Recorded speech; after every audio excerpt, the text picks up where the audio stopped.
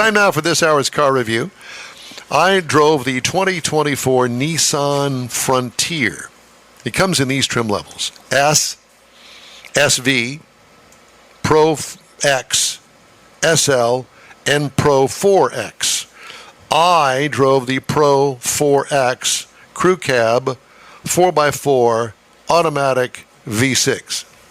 This is considered by your U.S. government a standard pickup truck. Now, in our world, it's either a compact or a midsize, depending on your nomenclature for such a thing. I particularly gravitate toward this size pickup truck.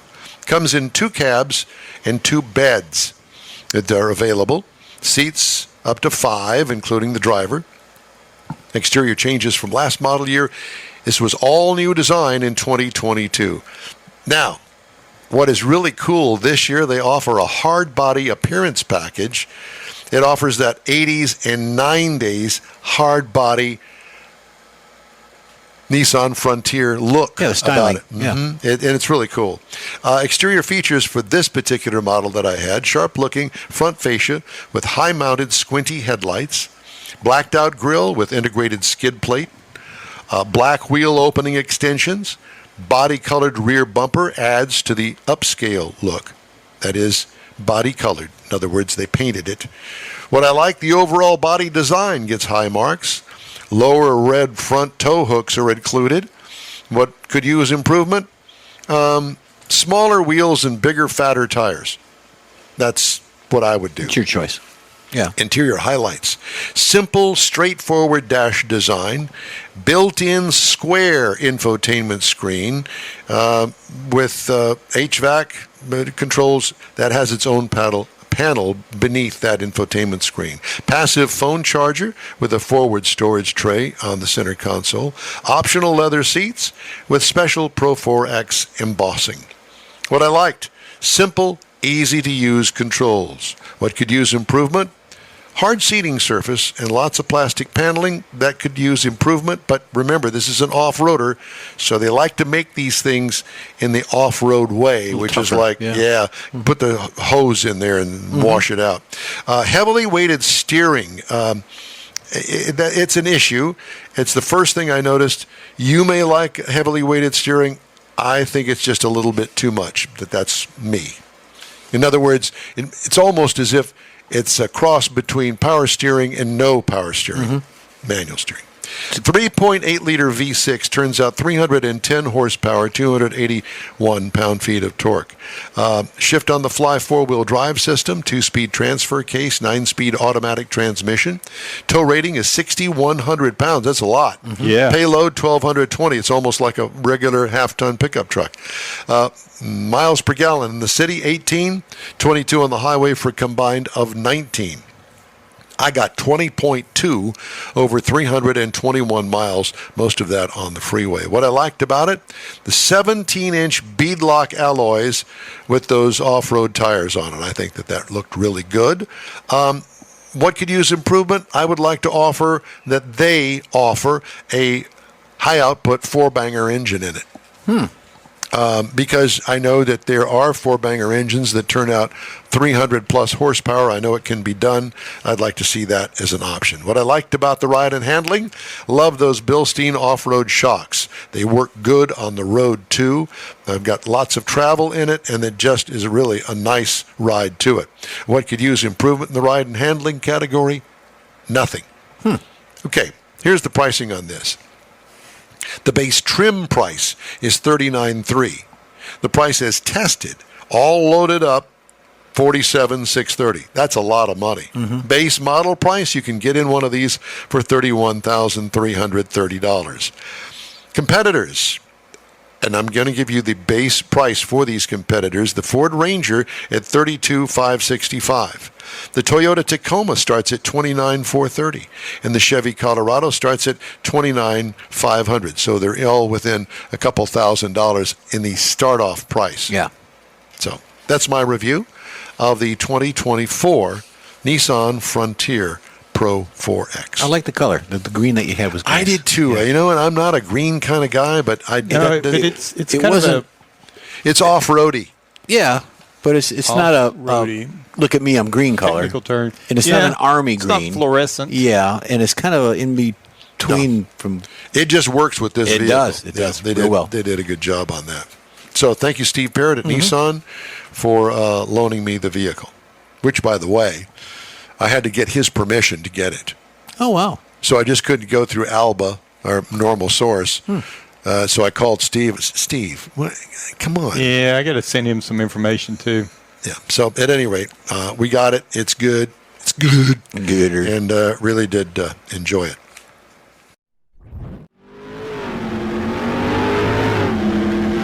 Time now for this hour's car review. I had a chance to drive the 2025 Alfa Romeo Tonale. Well, it's only one trim level, and that's the Tributo Italiano E all-wheel drive. This was an all-new vehicle last year. It rides on the Dodge Hornet platform, of all things, with the same engine that's modified, a modified Jeep platform, if you will. It's built in Pomigliano, Italy. We love the overall shape with distinct Alfa triangular center grille, squinty headlights, nice 3-slot rear lighting, big dual exhaust, almost coffee can size. Big red brake calipers that really stand out behind those huge wheels. They're 20-inch, 5-hole wheels is what they call them. Very unique, very cool. It stands out, had a lot of compliments on them. Red, white, and green Italian salute on the side mirrors. They're very small, but very cool. What could use improvement? Nothing really stands out. Now, as far as interior is concerned, we love the red lighted dash accent with high-quality interior. 10-inch infotainment screen with really excellent design. Starter button on the steering wheel, which is kind of unique, and it took some getting used to try to find it, but there it is on the steering wheel, left-hand side. As far as other interior highlights, it had a phone storage charger right underneath the center dash. Cargo room, adequate, but remember, this is a small SUV. What I liked, rear seat legroom is outstanding, believe it or not, in this vehicle. This is a PHEV, a partial hybrid electric vehicle, a plug-in, a 1.3-liter turbocharged gasoline engine creates 285 horsepower and 295 pound-feet of torque. 6-speed automatic transmission. It will tow up to 1 ton. As far as mileage is concerned, on the gasoline-only motor, 154 miles. Battery, 235.9 miles for a total of 390.2 miles overall. I got 60.3 miles per gallon with the combination over 10.38 hours. What I liked about it, the mileage and the power. What could use improvement? Give me more of it. The gasoline motor drives the front wheels, and the electric motor drives the back wheels. Now, as far as range is concerned, it's only going to get 30 miles on electric only. But if you drive it just around your area of town, or, for instance, a commute back and forth to work, get a full charge in the morning, take it to a 30-mile destination, and then plug it in. At the end of the workday, 30 miles back, you're going to be really sweet because it's probably not going to kick in the electric motor unless you really get on it. What I liked about it, the sports car feel in the ride and handling for an SUV. What could use improvement? Really nothing. This is a very unique vehicle. Warranty, 4 years, 50,000 miles. Base trim price on this is an affordable $59,995. Price is tested with all of the accoutrement on it, $59,630. The base model price with the gasoline motor is $45,995. It's a hot rod, a very sporty ride, that's for sure. Competitors include the Lincoln Corsair PHEV, $54,265. The Volvo 40 E-Charge, $52,450. So overall, I want to give it an A rating, believe it or not. I really did like this, and if you're into a plug-in hybrid electric, this is something you definitely should have on your shopping list. And that is my review of the 2025 Alfa Romeo Tonale Tributo Italiano E all-wheel drive.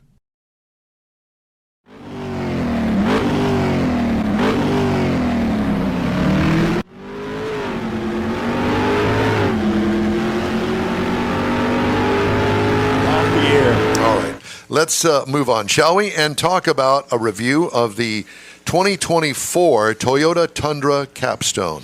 Now, I will say that I've seen a couple of these out in the wild before I actually got one and got the opportunity to drive it. And I was really impressed with some of the styling changes. So this is the 2024 Toyota Tundra Capstone Crew Max four-wheel drive. They did a big redo in 2022, and they've been styling it out since then. It is available in two cab styles, two engines, got three different bed lengths. So you can kind of mix and match things, but there's actually 7 trim levels, starting with the base SR, then it goes to the SR5, a limited, platinum, the 1794, and then you got the TRD Pro, which is the big off-road, and then you get to the Capstone, which is the top-of-the-line premium model, which is what we happen to have for our review. Now, it's got a lot of things on the outside of it, including LED lighting that's all the way around, including fog lights. It's got the automatic leveling headlights, and it's got tow mirrors that actually extend out from the sides and fold that are heated. It's got a panoramic sunroof, and it's really a big sunroof on the inside of that cab. Got power running boards, and it's got a bed step that's on the back so you can get up into the bed. My wife really appreciated these power running boards because they were a pretty good height for her, and they came out quick. They didn't diddle around trying to get there. We were rolling on some 22-inch dark chrome alloy wheels, which really stood out well on the white paint that we were riding in. It's got, on the inside of it, it's got the aniline leather seating surfaces. Now, the front seats are heated and ventilated, as well as the rear seats on the outboard positions. It's got a 14-inch Toyota multimedia screen in it, and that's where you're going to find your CarPlay, your Android, all of your navigation, your convenience controls. It's all going to be right in there. Now, for the driver, there is a 12.3-inch digital gauge package, and it's got a big 10-inch heads-up display right there on the glass. So it's really big, really easy to see, particularly at night. It was really nice running down the road. Now, if you want to really have some sound in this thing, it's got a JBL 12-speaker audio system with a subwoofer on it. And it really sounds well in this vehicle because it's got a lot of the sound deadening glass and stuff on it. It's got a big glass space. You got plenty of windshield, the big glass on the back of it. So there's not a lot of road noise, so that audio system really stands out. Now, to make all this stuff work, up front, you got a 3.5-liter twin-turbo V6 hybrid under the hood. So this equates out to 437 horsepower, 583 pound-feet of torque. And it's got a nice sound to it. I thought, first time I cranked it, I thought it had a V8 in it. So it's got a really cool sound to it. It's got plenty of torque. It's a 10-speed automatic with this thing. Now, the one we had was rated to tow 11,200 pounds. You can do a couple of mods, get it up to 12,000. Haul rating of 1,940, so plenty of stuff to put in the bed. Now, the EPA says that in the city you should get 19, the highway 22, combined 20. It's always been kind of the shortfall of the Tundra. The fuel economy has always been a little weak. Yeah, like 13. Yeah. So I drove 228 miles in this vehicle, and I got 16.0 on the average across it, which is better than I got in the past. But still, yeah, but you don't really buy vehicles like this if you're looking for gas mileage. You're going to buy something else to begin with. Toyota says 0 to 60 in 6.6 seconds. It's got 2 different drive modes. You can get the tow mode, the haul mode. And I will say, I thought it had great highway dynamics. The ride was nice and smooth. It was firm without being wishy-washy. There was not a lot of road noise. It handled nice. And again, the V6 engine really had a nice sound to it. I was really impressed with it. And the big glass, the big windshield, the glass on the side, it just had a nice big view to where you could see everything. It was really a pleasure to drive the vehicle. Now, I will say, pricing-wise, that Crew Max that we were in, the base model price starts at $42,015. Now, the base trim price that we were at, again, 7 levels up, starts at $78,845. The Capstone. The Capstone, top of the line.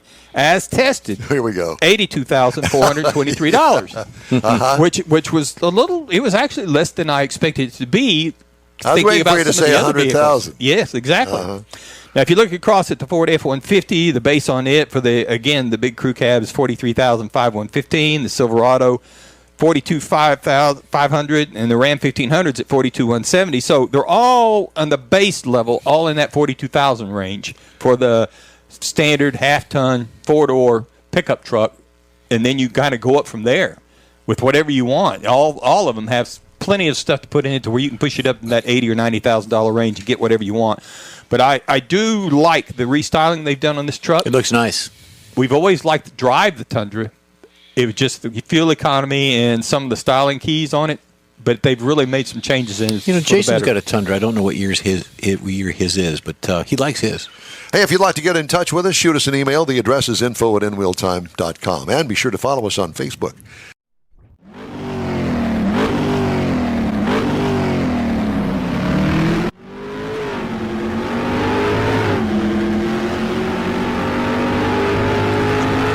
Time now for this hour's car review. Had a chance to drive the 2024 GMC Sierra. It's available in no less than 8, count them, 8 trim levels. Starts with the Pro, which I find is interesting because, Toyota has a Pro model in the Tundra. But anyway, we're talking about the Sierra here. This is the pickup truck. Starts with the Pro, goes to the SLE, then to the Elevation, then the SLT, the AT4, the AT4X, Sure. Good morning. How are you? the Denali, and the Denali Ultimate. So if you can't find a trim level, then you need to go to somebody else because they got 8 of them. You get a bunch. The review trim level is the 1500 Denali Ultimate Diesel Crew Cab with the short box. You can't even get that on one line. No. This is called a standard pickup truck, according to your U.S. government. Passengers and driver, 5 altogether. The Pro will seat 6 with the front bench. Understand that the Pro is the work truck. Okay. In some levels, they call it the WT. Oh, yeah. The work truck. Work truck. All right. That's the stripper model in our language. I like stripper better than work truck. Why don't they just name it that? And put many letters. And put that girl that does one of those poses with their legs. yeah, like you see on the back of the mud glass. flaps. Yeah. On the back of mud flaps. That's what I'm. That's an actual girl of silhouette of an actual girl. Okay. I read that somewhere. So I've heard, huh? Back to the review. All right. No changes, really, to speak of from last model year. The options include 3 cabs, a regular, a double, and a crew, 3 beds, depending on the cab, and 4 engines. Wow. That's a variety. That's like 10 different things that you can get. Here's the deal. If you're going to spend $80,000, or in this case, $85,000 on a truck, order it. That way, if you want a different rear axle in there with different gear ratios, you can get that. If you whatever you want, order it the way that you want it because you're spending $85,000. Okay. Exterior features. This is a gargantuan half-ton pickup truck that will probably not fit in anybody's garage. So take that into consideration. Yeah, huge. This would be one of those deals where you'd want to go ahead and have a carport made in front of the garage because it ain't fitting in the garage. Massive chrome grille with a hockey stick side slathering on there. Daytime running lights on it. Also kind of mirrors that hockey stick thing. We had a huge 20-inch smoky chrome wheel option. Retractable running boards is a nice feature, what I liked. The subtle body side sculpting, I like that. I also enjoyed the multi Pro tailgate that comes with the Denali Ultimate trim. So they've included that. Used to be $10,000. I don't know how much the thing cost. A lot of money to have that multi-pro, but that's the way to go with that tailgate. Absolutely. What could use improvement? I don't know. They've thrown the kitchen sink at this thing. You could probably order that too. Interior highlights: well laid out dash with conservative instrument cluster pod. Big infotainment screen now that's easy to maneuver through. Top-notch leather seating with adjustability. big shift knob on the console takes up too much room. Period. Okay. Gobs of cubbies and storage throughout the cabin. What I liked about it, the attention to the detailed stitching and the ultimate badging that's also on the seat. What could use improvement? Nothing. This is GM at its best. 3-liter inline 6-cylinder diesel engine, 305 horsepower, but 495 pound-feet of torque with a 10-speed automatic transmission. Towing, 8,700 pounds. Hauling, 1,380. 23 miles per gallon city, 27 on the highway for a combined of 24. I got 25.4 miles per gallon over 451.8 miles. If you're going to keep this thing for a while, you'll probably get your money back on the up pricing on the diesel engine. What I liked about it, smooth, quiet power with big, big torque. And what could use improvement? Nothing. Engine rocks is my note. Ride and handling, smoother than you would think for this massive thing. The tester was unloaded. In other words, I wasn't hauling anything and I wasn't towing anything. What could use improvement? Suspension adjustability. Base trim price, $82,500. Prices tested $85,400. Base model price $43,400 for the Pro entry-level version. The other entry-level versions include the Ford F-150 starting at $43,500, the Ram 1500 for $41,300, and the Toyota for $42,000.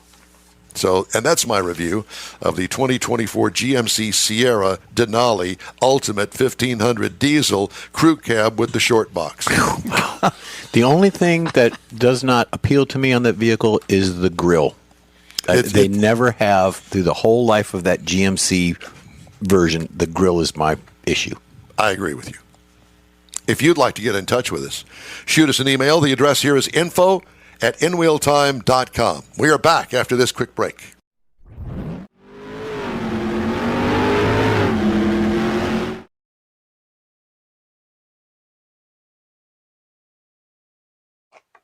Time now for this hour's car review. This week, I had the chance to drive this 2025 Chevrolet Blazer. This is the RS version. It's an EV, and it is all-wheel drive. Now, this vehicle was introduced in 2024. For 25, they've made a few more changes to it. Take 5. Since this is an EV, the stylist can do a few things different across the front and make things a little more aerodynamic, kind of smooth some things out. But they really have gone to the thin headlights, and they put an additional light bar all the way across the front so that the Chevrolet emblem also included in that lights up as well. Makes a really cool look in the dark. Now, coming down the side, we're going to see that there are some vents. We're going to see this nice 21-inch aluminum wheels that we're rolling on. Got a black treatment on the caps for the side mirrors, roof rails, all the cladding around the wheels, even across to the back bumpers. With the rear hatch open, we've got some cargo space here. We've even got some storage underneath the floor. Lift it up, you're going to find some places to put some dry storage. You're also going to find this is where your cables can be to do your charging. There is no spare tire. Chevrolet says this vehicle comes with self-sealing tires on it. So up to a 1/4-inch puncture is supposed to be able to self-seal and continue on the road. Inside, the driver's got a nice 11-inch screen that he can configure, particularly using the easy-to-reach buttons that are on the steering wheel. Now, over on the center stack, or in the center, you're going to find a 17.1-inch infotainment type screen. Now, this is where you're going to find all your controls for your convenience, your navigation, all the things you're going to do that you might be looking for buttons for, but they're all going to be down inside here, inside this screen. Now, there are some buttons right here, as well as some kind of, to me, very retro looking air conditioning vents, but I really like them. There's also another storage compartment up here in the front. Got 2 USB-C ports on them. Now, there's no USB-A's that I could find any place, so you either need an adapter or you've got to come on up to the new stuff. Got 2 cup holders up here, and we've got a wireless phone charger here. Now, this works really well. And then we have another USB-C port in the deeper storage well of the center console. Again, this red and black's kind of striking.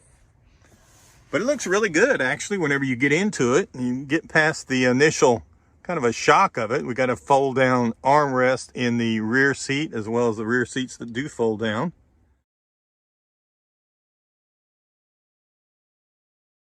Talked about some of the styling touches on this RS package with the black and blue trim in particular. One of the things we wanted to note was there's a touch point right here, and this is how you get to your charging cable. It's much like a fuel filler door that pops open, except this one obviously lowers itself. Got a place to plug in. And then when you're finished, to seal it back against the elements, because you're obviously going to get some rain and stuff going down the road, a button puts it all back together. The 2025 Chevrolet Blazer RS EV all-wheel drive. Now this is an EV, so it's a little bit heavier. It rolls on some nice 21-inch tires. So when you get it out on the highway, it's very compliant handling. It's not really a boat by any means, but it handles the road imperfections really well. And it's quiet. It's very quiet. Automatically as an EV, it's going to be a little bit quieter, but it's surprisingly quiet. And in town, it's easy to handle, easy to maneuver. It's got a nice size to it. It's easy to park. The steering is very responsive. Just really nice to get around. And it's got some really nice styling to it. The color, get a lot of comments on the color of it and the styling of it. This is my review of the Chevrolet Blazer RS all-wheel drive EV.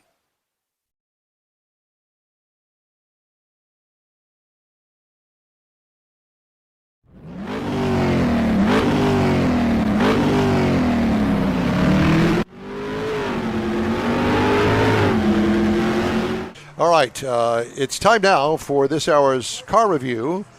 I had a chance to drive. No, I thought it was Mike's. No, it's Don's. Oh, well then I better back this up. Don said it was mine, but on the schedule, it's Don's. Ah. Yeah. Okay. Yeah, right there. See? Yep. Yeah, right there. So Don's. you have to go by what he reads, not what he says. Yeah. So I had a chance to drive the 2024 Ford Ranger. It comes in these trim levels: XL, XLT, Lariat, and Raptor.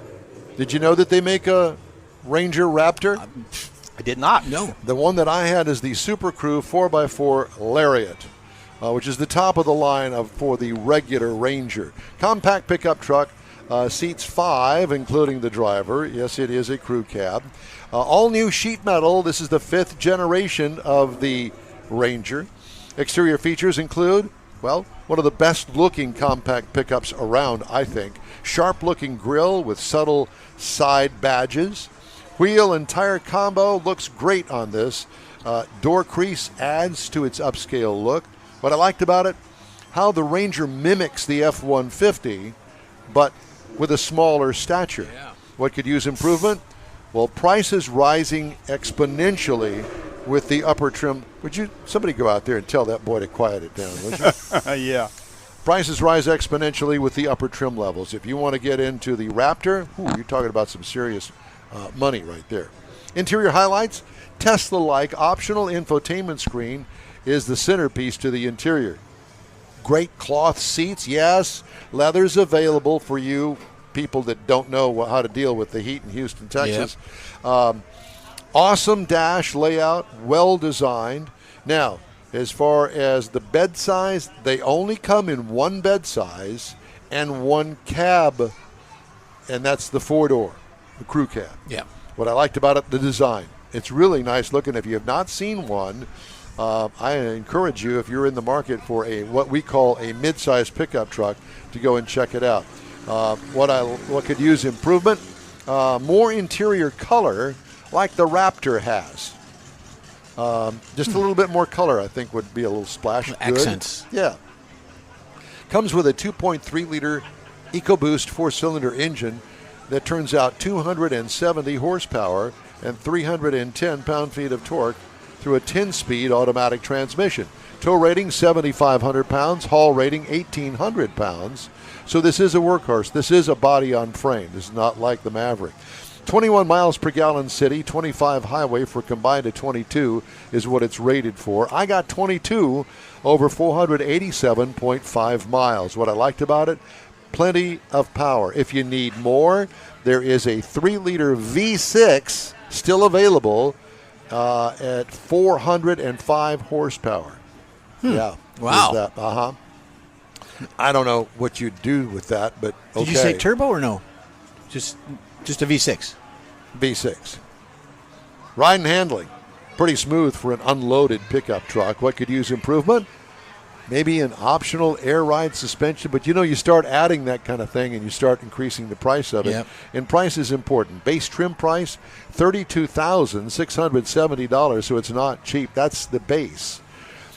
Price is tested, $43,630. Now that's the top of the line Lariat, just one below the Raptor. You don't even want to know how much the Raptor is. Base model price, $39,565. So, with that base model price in mind, competitors include the Chevy Colorado for $31,095, Toyota Tacoma for $33,700, and the Honda Ridgeline, $39,750. And that is my review of the 2024 Ford Ranger Super Crew 4x4 Lariat with the 2.3-liter EcoBoost engine. Very good. Yeah, I think that's it's kind of like the Ranger's always been out there. So Yeah, well, they've done the improvements, made it a little bit bigger, which yeah, so that's the not reason the Maverick comes in yeah. a little bit smaller. Yeah, so it's a nice size. I think so, too. I liked it very much. What could use improvement? Well, you pick it, because I just didn't make it up, but a little bit more splash on the interior. But remember, it is a truck. Mm-hmm. And I know people now have limousine trucks. Exactly. Hey, if you'd like to get in touch with us, shoot us an email. The address here is info@nwheeltime.com.